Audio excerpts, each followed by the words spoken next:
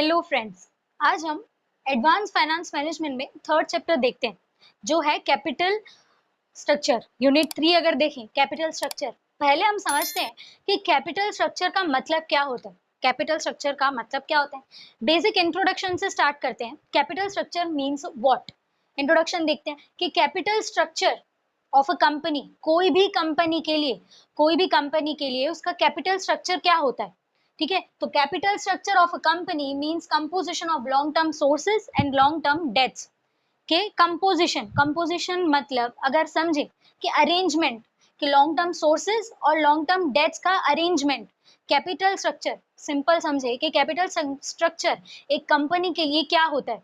तो capital structure एक company के लिए अरेंजमेंट होता है लॉन्ग टर्म सोर्सेज और लॉन्ग टर्म डेट्स का। यहाँ पर जैसे लिखा है कि capital structure of a company, कोई भी कंपनी के लिए उसका कैपिटल स्ट्रक्चर मतलब क्या, means composition of long term sources. Composition या तो अरेंजमेंट बोले, ठीक है, कि arrangement of long term sources and long term debt का, long term sources and long term debt का अरेंजमेंट, उससे हम क्या बोलेंगे, एक कंपनी का कैपिटल स्ट्रक्चर बोलेंगे। क्लियर हुआ कि जहां पर where long term sources include equity shares, preference shares, ordinary shares, ये सारे जो होते हैं ना, ये सब जो है ये क्या आता है, लॉन्ग टर्म सोर्सेज। ठीक है, ये सब क्या है कि लॉन्ग टर्म सोर्सेज में क्या क्या हो सकता है कि इक्विटी शेयर्स है, प्रेफरेंस शेयर्स है, ऑर्डिनरी शेयर्स है, ये सब है लॉन्ग टर्म सोर्सेज।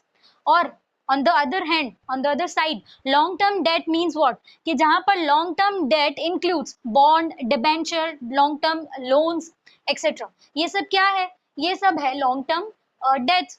क्लियर हुआ, तो कैपिटल स्ट्रक्चर एक कंपनी का कैपिटल स्ट्रक्चर मतलब क्या, एक कंपनी है उसका कैपिटल स्ट्रक्चर होगा, क्या होगा कैपिटल स्ट्रक्चर में, क्या होगा capital structure of a company means composition of, मतलब arrangement of long term sources and long term debts, कि जहां पर लॉन्ग टर्म सोर्सेज और लॉन्ग टर्म डेट्स का अरेंजमेंट होता है उसे हम क्या बोलेंगे, कैपिटल स्ट्रक्चर बोलेंगे। क्लियर हुआ कि कैपिटल स्ट्रक्चर, ठीक है, कि लॉन्ग टर्म सोर्सेज जो होते हैं ना, लॉन्ग टर्म सोर्सेज उसमें क्या आता है, उसमें क्या इंक्लूडेड है, लॉन्ग टर्म सोर्सेज में equity shares, preference shares, ordinary shares, ये सारे आते हैं लॉन्ग टर्म सोर्सेज में। और लॉन्ग टर्म डेट में क्या आता है, लॉन्ग टर्म डेट में इंक्लूड है bonds, debentures, long term loans, ये सब आते हैं। ये सिंपल इंट्रोडक्शन है, मीनिंग है। क्लियर हुआ कि अगर देखें कि डिफरेंस क्या है, ये लॉन्ग टर्म सोर्सेज जो है, ठीक है, लॉन्ग टर्म सोर्सेज है, लॉन्ग टर्म डेट्स है, इन दोनों के बीच में डिफरेंस क्या है। अब देखने जाए तो कैपिटल तो दोनों तरफ से आ रहा है, ठीक है, मनी तो दोनों तरफ से आ रही है। लॉन्ग टर्म सोर्सेज से भी मुझे कंपनी चलाने के लिए पैसे आ रहे हैं, कोई भी कंपनी, इफ सपोज मेरी कोई XYZ कंपनी, क्लियर हुआ, तो वहां से अगर मुझे वो कंपनी चलानी है, पैसे चाहिए, तो दोनों तरफ से आएंगे, लॉन्ग टर्म सोर्सेज से भी आएंगे और मैं लॉन्ग टर्म डेट ले रही हूँ, ठीक है, लॉन्ग टर्म डेट ले रही हूँ, वहां से भी तो पैसे मिल रही हैं। कैपिटल मुझे दोनों तरफ से मिलने वाला है, कैपिटल मुझे दोनों तरफ से मिलने वाला है। क्लियर हुआ, तो इन दोनों में डिफरेंस क्या है, पैसे मुझे दोनों से मिलेंगे, सोर्सेज से भी मिलेंगे और डेट से भी मिलेंगे, लेकिन दोनों में डिफरेंस क्या है कि difference between long term sources and debt. ठीक है, लॉन्ग टर्म सोर्सेज और डेट में क्या डिफरेंस है, मेन पॉइंट का जो डिफरेंस है ना, कि long term sources are like getting a big bucket of money to use, कि लॉन्ग टर्म सोर्सेज समझो कि एक बिग बकेट मिलती है मनी की, कि यूज करो, एक बिग बकेट मिलती है जिसमें पैसे होते हैं यूज करने के लिए, ये होता है लॉन्ग टर्म सोर्सेज। और दूसरी तरफ देखें कि लॉन्ग टर्म डेट्स क्या होता है, लॉन्ग टर्म डेट में भी एक बिग बकेट मिलती है, पैसों की एक बकेट मिलती है, लेकिन हम वो किसी से उधार पे लेते हैं, ठीक है, कि टाइम टू टाइम हम उनको वो पे कर देंगे, कि long term debts are like owing someone a big amount of money, किसी से पैसे उधार पे लिए, ठीक है, owing someone a big amount of money, किसी से पैसे उधार पे लिए and paying it back slowly, फिर उनको धीरे धीरे वो पैसे फिर से चुका देना। जैसे मैंने एग्जांपल दिया था कि लॉन्ग टर्म लोन लिया मैंने बैंक से अपनी कंपनी चलाने के लिए, क्लियर हुआ, अपनी कंपनी चलाने के लिए मैंने बैंक से लॉन्ग टर्म लोन लिया, तो अब क्या, मैं जो मैंने लोन लिया अब अपने पास तो रख नहीं देंगे, ठीक है, कंपनी में तो रखेंगे नहीं, वो हमें फिर से बैंक को देना पड़ेगा, ठीक है, जो लोन लिया था वो इंटरेस्ट के साथ बैंक को देना पड़ेगा। जैसे डिबेंचर है, गवर्नमेंट बॉन्ड्स है, ये सारी चीजें क्या है, लॉन्ग टर्म डेट्स है कि जो है तो बिग बकेट ऑफ मनी, कि मुझे वो यूज करना ही है, लेकिन एक टाइम के बाद जिससे लिए हैं उधार पे उनको वापस देना है, जिससे लिए हैं उनको वापस दे देना है। तो ये तो ना इंट्रोडक्शन था कि कैपिटल स्ट्रक्चर का मतलब क्या होता है। समझ आया कि capital structure means a composition of long term sources and long term dates. Composition means arrangement करना, ठीक है। कोई भी कंपनी के लिए उसका कैपिटल स्ट्रक्चर क्या होता है, कोई भी कंपनी के लिए उसका कैपिटल स्ट्रक्चर होता है कि जहां पर अरेंजमेंट होता है, जहां पर अरेंजमेंट होता है लॉन्ग टर्म सोर्सेज और लॉन्ग टर्म डेट का। जो कैपिटल आ गया, अब वो स्ट्रक्चर करते हैं कि कितना हमें कैपिटल लेके आना है, कैपिटल लेके आना है, राइट। लेकिन कितना हमें डेट के थ्रू लेके आना है, कितना हमें डेट के थ्रू और कितना हमें इक्विटी के थ्रू लेके आना है। तो ये बेसिक मतलब होता है, बेसिक सिंपल मीनिंग होता है कैपिटल स्ट्रक्चर का। समझ आया। अब एक डेफिनेशन के अकॉर्डिंग जाते हैं। जो डेफिनेशन दी है वेस्टन एंड ब्रिघम, ठीक है, एक ऑथर है वेस्टन एंड ब्रिघम, उन्होंने डेफिनेशन दी है कैपिटल स्ट्रक्चर के बारे में कि कैपिटल स्ट्रक्चर क्या होता है। अगर समझते हैं तो capital structure is the permanent financing of a firm. Capital structure क्या है? परमानेंट फाइनेंसिंग, एक फर्म के लिए परमानेंट, परमानेंट मतलब ऑलवेज, हमेशा के लिए, कि परमानेंट फाइनेंसिंग है एक फर्म के लिए। कैपिटल स्ट्रक्चर क्या है? परमानेंट फाइनेंसिंग है एक फर्म के लिए। Represented primarily by long term debt, जिसको हम रिप्रेजेंट कर सकते हैं, जिसको हम रिप्रेजेंट कर सकते हैं, जैसे लॉन्ग टर्म डेट था। यहाँ पर देखा था कि कैपिटल स्ट्रक्चर क्या है, कि कंपोजिशन है, अरेंजमेंट है लॉन्ग टर्म डेट और लॉन्ग टर्म सोर्सेस का। क्लियर हुआ। तो प्राइमरीली बाय, हम उनको कैपिटल स्ट्रक्चर को हम रिप्रेजेंट कर सकते हैं, कि हम कैपिटल स्ट्रक्चर को रिप्रेजेंट कर सकते हैं। कैसे रिप्रेजेंट करेंगे? By long term debt, debt लेकर, प्रिफर्ड स्टॉक होता है, कॉमन इक्विटी है, ठीक है। But it exclude short term credit. Short term credit होता है कि शॉर्ट टर्म पे जो उधारी ली है ना, वो हमारे लिए कैपिटल स्ट्रक्चर नहीं होता है, वो कैपिटल स्ट्रक्चर में इंक्लूड नहीं होता है। जो भी शॉर्ट टर्म में लिया है, शॉर्ट टर्म सोर्सेज होते हैं, राइट, शॉर्ट टर्म सोर्सेज है या शॉर्ट टर्म हमारे लिए डेट है या शॉर्ट टर्म क्रेडिट बोले, वो कैपिटल स्ट्रक्चर में इंक्लूड नहीं होता है। तो capital structure is the permanent financing of a firm. एक फर्म के लिए, कोई भी एक फर्म है, XYZ कोई कंपनी है या फर्म है या इंडस्ट्री है, उसके लिए कैपिटल स्ट्रक्चर क्या है? परमानेंट फाइनेंसिंग है, परमानेंट फाइनेंसिंग है, जिसमें हम कैपिटल स्ट्रक्चर को रिप्रेजेंट कर सकते हैं by long term debt, preferred stock, common equity, but excluding, excluding मतलब उसको हम इंक्लूड नहीं कर सकते हैं। किसको इंक्लूड नहीं करेंगे? शॉर्ट टर्म क्रेडिट को, कि यहाँ पर कैपिटल स्ट्रक्चर में शॉर्ट टर्म क्रेडिट नहीं आएगा। मतलब शॉर्ट टर्म लोन जो देते हैं, जो शॉर्ट टर्म के लिए, जैसे फॉर 1 ईयर 2 ईयर, राइट, के 6 मंथ्स 3 मंथ्स, ये क्या हो गया ना? शॉर्ट टर्म हो गया, ठीक है, ये क्या हो गया? शॉर्ट टर्म हो गया। तो इतने टर्म के लिए हम जो क्रेडिट लेते हैं, इतने टर्म के लिए कोई भी कंपनी अगर क्रेडिट लेती है, ठीक है, तो वो कैपिटल स्ट्रक्चर में इंक्लूड नहीं होता है। क्लियर हुआ कि जो भी, जैसे मैंने उधार लिया, मैंने किसी से भी उधार लिया, राइट, फॉर समझ लेते हैं बैंक से उधार ले लिया कैपिटल अपने कंपनी को चलाने के लिए। क्लियर हुआ कि जैसे मैंने लिया 6 मंथ्स के लिए, टेन्योर जो रहता है ना, मेरे लोन का जो टेन्योर है वो या तो 6 मंथ्स का होगा या तो 8 या 9 मंथ्स का है, 8 या 9 या 6 मंथ्स का होगा।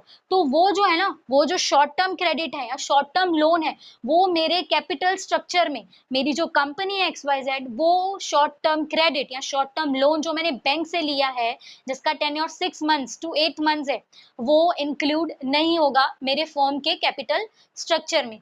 समझ आया। अब जैसे कॉमन इक्विटी, जैसे यहाँ पर हमने देखा कि कॉमन इक्विटी है, लेकिन कॉमन इक्विटी में क्या क्या आता है? कॉमन इक्विटी में क्या क्या आता है? तो common equity includes common stock, capital surplus and accumulated retained earnings.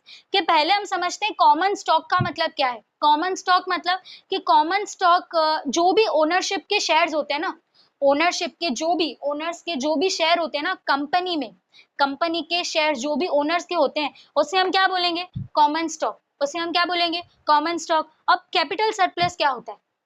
Capital surplus जो है ना, वो कंपनी को मिलता है। अब कैपिटल सरप्लस जो होता है वो कैसे? कंपनी को एक बिग अमाउंट ऑफ मनी मिलती है फ्रॉम इन्वेस्टर्स। कैपिटल सरप्लस का मतलब समझते हैं। कैपिटल सरप्लस को शेयर प्रीमियम भी बोला जाता है। Capital surplus is also known as share premium. अब कैपिटल सरप्लस मतलब क्या?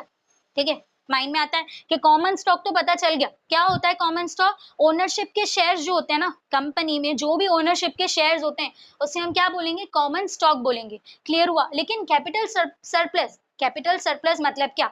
तो कैपिटल सरप्लस मतलब company receives amount of money from investors, कि कंपनी को अमाउंट ऑफ मनी मिलती है इन्वेस्टर से, जो भी इन्वेस्टर्स होते हैं कंपनी के, शेयर होल्डर्स या इन्वेस्टर्स है, उनको उनसे मनी मिलती है, कंपनी को इन्वेस्टर से अमाउंट ऑफ मनी मिलती है, वेर इन्वेस्टर्स, क्या इन्वेस्टर्स कहाँ से देते हैं मनी, पैसे जो होते हैं ना, इन्वेस्टर्स डायरेक्ट तो कंपनी में देंगे नहीं, तो इन्वेस्टर्स क्या करते हैं, investors when buy the share of a company at very higher price, कि हायर प्राइस पर इन्वेस्टर जो है ना वो कंपनी का शेयर या तो स्टॉक वो क्या करेंगे, बाय करेंगे, rather than buying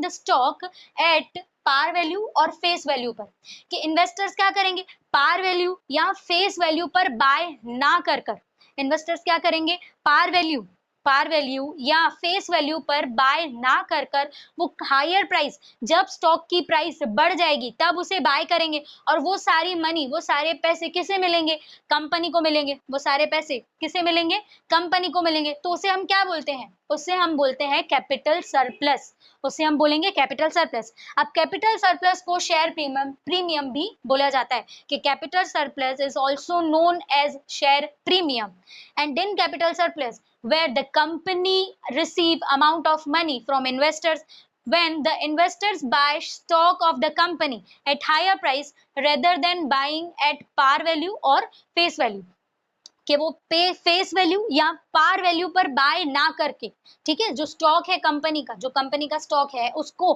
face value या पार वैल्यू उस पे बाय ना कर कर, वो जब स्टॉक की प्राइस बढ़ जाए, जब बढ़ जाती है, हायर प्राइस हो जाए, बढ़ जाए स्टॉक की प्राइस, तब उसको बाय करते हैं, और वो जो मनी है वो कंपनी को मिलती है, तो वो कंपनी के लिए क्या हुआ, स्टॉक सरप्लस हुआ, वो कंपनी के लिए क्या हुआ, स्टॉक सरप्लस हुआ, ठीक है। तो ये जो कैपिटल सरप्लस हुआ, तो कैपिटल सरप्लस है, कॉमन स्टॉक है, ये सारी चीजें किस में इंक्लूड होती है, ये सारी चीजें कैपिटल स्ट्रक्चर में इंक्लूड होती है, लेकिन एक चीज मैंने बोला, क्या एक्सक्लूड होगी, क्या इंक्लूड नहीं होगी, तो वो है शॉर्ट टर्म क्रेडिट, कि शॉर्ट टर्म क्रेडिट जो है ना वो कैपिटल स्ट्रक्चर में इंक्लूड नहीं होता है, क्लियर हुआ। एंड एक्यूमुलेटेड रिटेन्ड अर्निंग्स, के कॉमन इक्विटी में तीन चीजें आती है, कॉमन स्टॉक आता है, कैपिटल सरप्लस आता है, एंड एक्यूमुलेटेड रिटेन्ड अर्निंग्स। अब ये समझे कि एक्यूमुलेटेड रिटेन्ड अर्निंग्स का मतलब क्या होता है।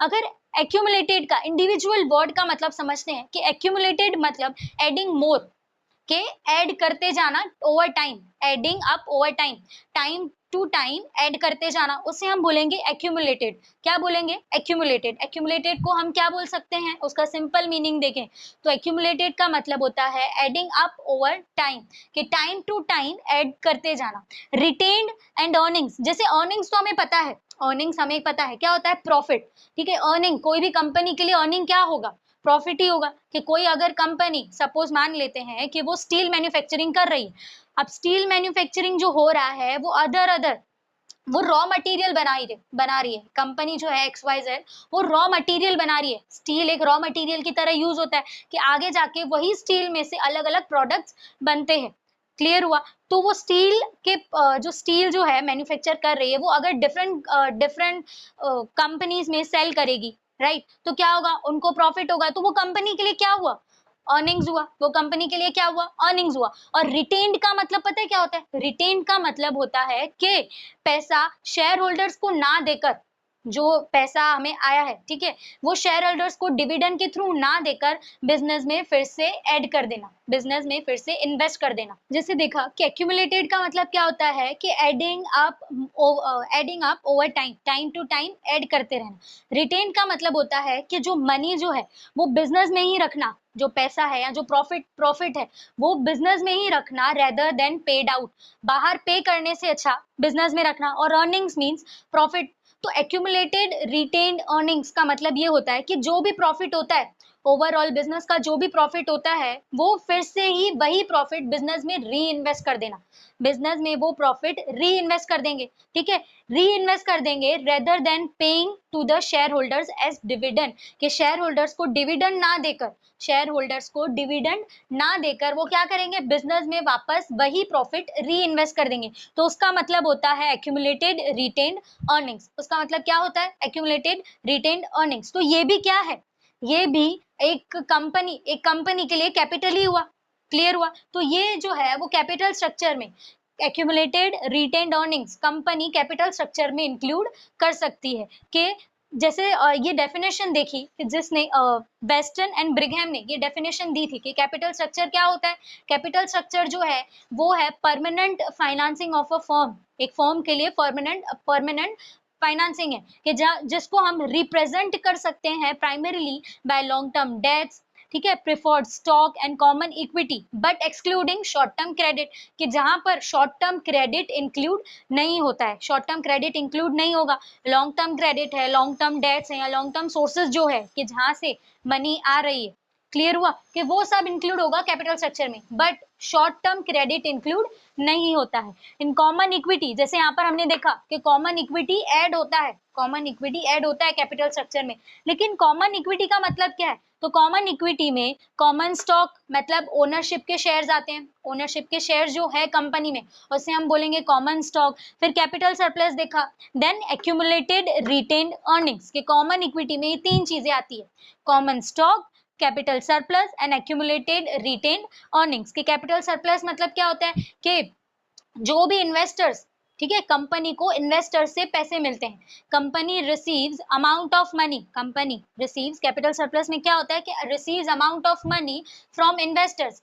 कब मिलते हैं इन्वेस्टर से पैसे? कि जब इन्वेस्टर जो होते हैं ना वो कंपनी का स्टॉक बाय करते हैं, कंपनी का स्टॉक क्या करेंगे? बाय करेंगे, ठीक है, at higher prices, higher prices पे बाय करेंगे, rather than buying at par value और फेस वैल्यू पर, उस पे बाय ना कर कर हायर प्राइस पे बाय करेंगे। क्लियर हुआ? अब जो नेक्स्ट टॉपिक है, नेक्स्ट पॉइंट है कि कैपिटल स्ट्रक्चर, कोई भी कंपनी का कैपिटल स्ट्रक्चर जो है वो फ्लेक्सिबल होना चाहिए, कोई भी कंपनी का जो उसका कैपिटल स्ट्रक्चर है ना वो फ्लेक्सिबल होना चाहिए। फ्लेक्सिबल मतलब कि एट द एंड कोई भी चेंजेस आ जाए, कोई भी चेंजेस आ जाए, कि एक्सटर्नल फैक्टर्स और इंटरनल फैक्टर्स भी कैपिटल स्ट्रक्चर को अफेक्ट करते हैं, तो कोई भी चेंजेस आ जाए, लेकिन अगर वो कंपनी का कैपिटल स्ट्रक्चर, अगर वो कंपनी का कैपिटल स्ट्रक्चर फ्लेक्सिबल हो तो वो चेंजेस जो है ना कंपनी एडप्ट कर सकती है, ठीक है, अगर कोई भी चेंजेस होंगे तो वो कंपनी एडप्ट करेगी। लेकिन सपोज कि वो कैपिटल स्ट्रक्चर जो है कंपनी का, कोई भी कंपनी का कैपिटल स्ट्रक्चर फ्लेक्सिबल नहीं हो रहा है,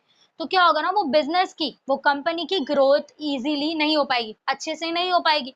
so company capital structure should be flexible, कि कैपिटल स्ट्रक्चर जो है वो कैसा होना चाहिए? फ्लेक्सिबल होना चाहिए। अब ये जो है ना, ये पॉइंट कि कंपनी का जो कैपिटल स्ट्रक्चर है वो फ्लेक्सिबल कैसे होना चाहिए और क्यों होना चाहिए, क्यों फ्लेक्सिबल होना चाहिए, उसको हम एक एग्जाम्पल से समझते हैं। एग्जाम्पल देखते हैं कि कोई एक ग्रीन टेक कंपनी है जो सोलार पैनल्स बनाती है, ग्रीन टेक कंपनी है वो सोलार पैनल्स बनाती है, और उनका जो कैपिटल स्ट्रक्चर डिजाइन किया हुआ है, उनका जो कैपिटल स्ट्रक्चर है वो कैसा है कि 70% जो है ना उनकी इक्विटी शेयर्स है, उनका जो कैपिटल में क्या है 70% इक्विटी शेयर्स है, और 30% जो है वो क्या है? डेट है, मतलब बैंक से जो उन्होंने लोन्स लिए, ठीक है, कि यहाँ पर लॉन्ग टर्म सोर्सेज जो है जैसे equity shares, preference shares, right, ये सब क्या है? ये 70% है कोई भी कंपनी का। और लॉन्ग टर्म डेट जो है वो क्या है? लॉन्ग टर्म डेट जो है जैसे ये कितना है? 30% है। एक कंपनी है ग्रीन टेक जो सोलार पैनल्स बनाती है। अब ये कंपनी की ग्रोथ कब होगी? ये जो कैपिटल स्ट्रक्चर है, ये कैपिटल स्ट्रक्चर कब काम करेगा? कि जब जब इंटरेस्ट रेट जो है वो कम रहेगा तब, जब इंटरेस्ट रेट जो है ना वो कम रहेगा तब। अगर इंटरेस्ट रेट बढ़ जाए, इंटरेस्ट रेट कम रहेगा ना, तो ये जो स्ट्रक्चर है कि 70% जो है उनका कैपिटल वो इक्विटी शेयर से है, और 30% जो उनका कैपिटल है, कैपिटल स्ट्रक्चर जो है वो उनका डेट है, मतलब बैंक से जो लोन्स लिए हैं। क्लियर हुआ? लेकिन सपोज इंटरेस्ट रेट बढ़ जाए, सडनली क्या हुआ? इंटरेस्ट रेट बढ़ गया, एक तो इंटरेस्ट रेट बढ़ गया, ठीक है, इंटरेस्ट रेट बढ़ता जाए। देन सेकेंड जो है कि गवर्नमेंट जो सब्सिडी प्रोवाइड करती थी, एक ऐसी अलग अलग सिचुएशन इमेजिन कर लेते हैं कि ऐसा हो जाए तो, ठीक है, कि फर्स्ट क्या दिखा कि इंटरेस्ट रेट बढ़ जाए, अगर इंटरेस्ट रेट बढ़ जाए, ठीक है, इंटरेस्ट रेट जो है वो बढ़ गया, राइट, और गवर्नमेंट सब्सिडीज जो प्रोवाइड करती थी ना सोलार पैनल पे, गवर्नमेंट सब्सिडीज जो प्रोवाइड कर रही थी वो रिड्यूस हो जाए, कम हो जाए। ये दो सिचुएशन की वजह से कंपनी में बहुत बड़ा इफेक्ट होगा। उनका जो कैपिटल स्ट्रक्चर है ना, उनका जो कैपिटल स्ट्रक्चर है वो बिगड़ेगा ही, थोड़े थोड़े चेंजेस आएंगे, क्योंकि उनका 30% तो डेट है। अब इंटरेस्ट रेट जो है वो बढ़ जाए, ठीक है। ये जो कैपिटल स्ट्रक्चर है ये कब सही है, जब इंटरेस्ट रेट, कब सही है कि जब इंटरेस्ट रेट जो है ना वो कम रहेगा। लेकिन इंटरेस्ट रेट बढ़ जाए तो 30% डेट का क्या करेंगे, इतना इंटरेस्ट कैसे पे करेगी कंपनी। अगर ये कंपनी का फ्लेक्सिबल नहीं होता कैपिटल स्ट्रक्चर तो कैसे करेंगे। ठीक है, लेकिन अगर समझो फ्लेक्सिबल है, समझ लिया कि फ्लेक्सिबल है कि वो जब भी कोई छोटे छोटे चेंजेस करना चाहती हो कंपनी वो चेंज कर सकती है। लेकिन क्वेश्चन आता है कि चलो ये कंपनी का जो कंपनी का जो कैपिटल स्ट्रक्चर है ना वो फ्लेक्सिबल है, तो क्या करेगी कंपनी पता है कि वो है ना इक्विटी शेयर्स को बढ़ा देंगी। ये जो 70% पहले जो कैपिटल स्ट्रक्चर कितना था, 70% जितना था, 70% कितना था, क्या था, ये इक्विटी शेयर्स थे, और 30% क्या था, डेट था। अगर इंटरेस्ट बढ़ गया, अगर इंटरेस्ट बढ़ गया, ठीक है, तो क्या हो जाएगा, क्या होगा, और गवर्नमेंट भी जो है जो सब्सिडीज प्रोवाइड करती थी अभी वो सब्सिडीज प्रोवाइड नहीं कर रही है। ये दो सिचुएशन आ गए।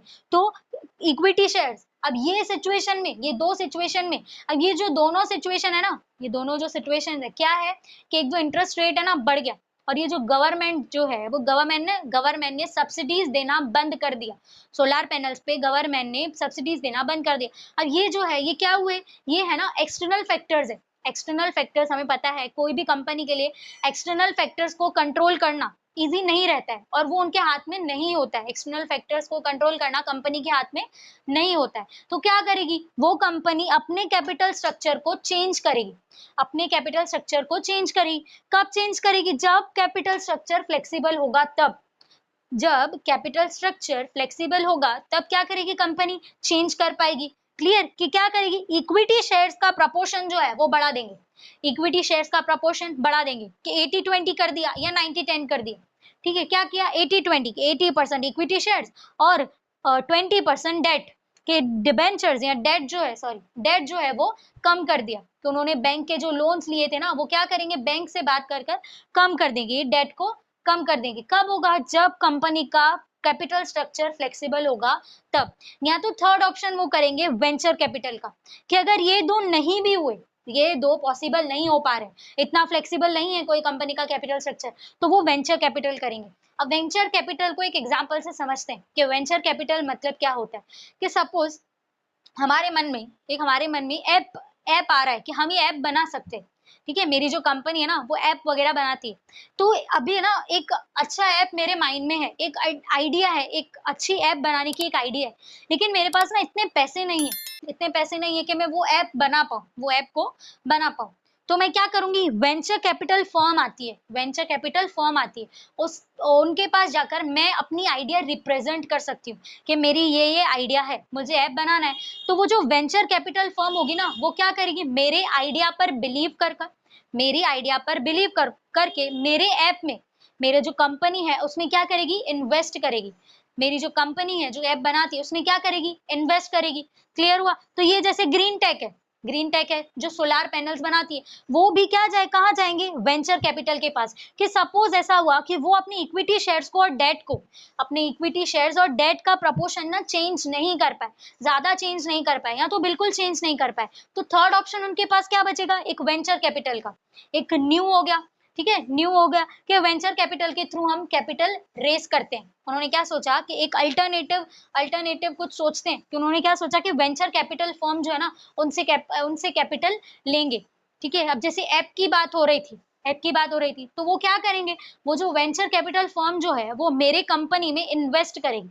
ठीक है, कि वेंचर कैपिटल जो फर्म है वो मेरी कंपनी में इन्वेस्ट करेगी। अगर मेरा ऐप चल गया, ठीक है, मेरी कंपनी को बहुत अच्छा प्रॉफिट हुआ वो ऐप से, तो क्या होगा, वो वेंचर कैपिटल फर्म है उनको भी इनडायरेक्टली प्रॉफिट मिलेगा, इनडायरेक्टली उनको भी प्रॉफिट मिलेगा, और मेरी कंपनी के शेयर जो है वो भी वेंचर कैपिटल के पास जाएंगे। वेंचर कैपिटल को और क्या मिलेगा, एक तो प्रॉफिट तो मिलेगा ही, सेकंड मेरे कंपनी के जो शेयर्स है वो किसके पास जाएंगे, वेंचर कैपिटल फर्म के पास। कि अगर ऐसे कोई भी चेंजेस होते हैं, एक्सटर्नल फैक्टर्स होते हैं, कि कोई एक्सटर्नल चेंजेस होंगे, कि सपोज मैंने जो दो एग्जांपल बताए कि इंटरेस्ट रेट जो है वो क्या हुआ, इंटरेस्ट रेट जो है वो बढ़ गया, इंटरेस्ट रेट बढ़ गया। या गवर्नमेंट जो है पहले सब्सिडीज प्रोवाइड करती थी, गवर्नमेंट जो है वो सब्सिडीज प्रोवाइड कर रही थी, लेकिन अब वही गवर्नमेंट सब्सिडीज प्रोवाइड नहीं कर रही। तो ये तीन चीजें हैं, अगर मेरा कैपिटल स्ट्रक्चर फ्लेक्सिबल होगा तो ये तीन पॉइंट्स है, ये 3 पॉइंट्स है जिसकी हेल्प की वजह से मैं मेरा कैपिटल स्ट्रक्चर चेंज कर सकती हूँ, ठीक है। Either by increasing my equity shares, okay, और by either by increasing my equity shares and debentures को कम कर दूंगी, और मैं एक नया अल्टरनेटिव सोर्स ढूंढ लूंगी। कैपिटल को मुझे अगर रेज करना है, मेरे फंड जो है मुझे बढ़ाने, तो मैं क्या करूंगी, एक नया अल्टरनेटिव कोई मेथड देख लूंगी जो है वेंचर कैपिटल। तो उसकी वजह से अगर ये 3 चीजें या इनमें से कोई 2 चीजें भी की तो उससे क्या होगा पता है, हमारे कंपनी का रिड्यूस रिस्क जो है ना वो कम हो जाएगा, रिस्क जो है वो कम हो जाएगा। कि मेरा अगर फ्लेक्सिबल होगा कैपिटल स्ट्रक्चर तो उससे क्या होगा, मेरा रिस्क कम हो जाएगा, कंपनी का रिस्क कम हो जाएगा, और एक न्यू अपॉर्चुनिटीज मिलेगी कि मैं किसके पास गई, वेंचर कैपिटल फर्म के पास गई, एक अल्टरनेटिव वे मैंने ढूंढा अपने कैपिटल को बढ़ाने के लिए। क्लियर। अब ये जो कैपिटल स्ट्रक्चर का मीनिंग देखा कि कैपिटल स्ट्रक्चर क्या होता है, समझ आया। यही चैप्टर में, यही यूनिट में हमें और भी कुछ पॉइंट समझने, 3 अप्रोच है, ठीक है। जो फर्स्ट है NI approach, net income approach, net operating approach, NOI approach and MM approach. ये जो 3 अप्रोच जो है ना वो हम नेक्स्ट पार्ट में देखेंगे, नेक्स्ट वीडियो जो आएगी उसमें हम ये 3 अप्रोच देखेंगे। क्लियर। Thank you.